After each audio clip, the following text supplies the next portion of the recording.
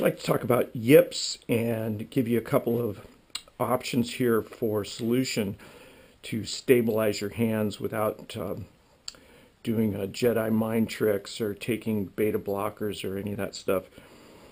I think that part of the problem with yips can be caused by having a very light grip and then hitting putts and maybe hitting it a little bit off center and getting a little bit of a twisting in the putter, and then that sends signals back up to through your hands, so you may start to anticipate that little jolt and have your hands jump around. So I think one way to fix this is to stabilize the motion in the lead wrist. We have lots of motion, as I've talked about in other videos. If you put your thumbs right down the top of the putter with a stable grip, we've got lots of range of motion here. You don't need the lead wrist to have any independent motion during a putting stroke at all.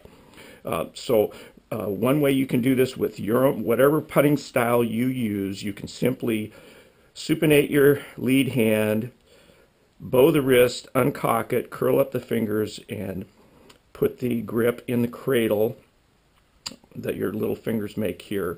And then, so your thumb is going to be going diagonally across the grip, but that really stabilizes this lead wrist from motion. So if you do lead hand low, instead of putting your lead hand with the thumb down the top, do this motion and get the putter in this configuration with your lead hand grip here. Now you can just putt without doing anything else, whatever style you putt with.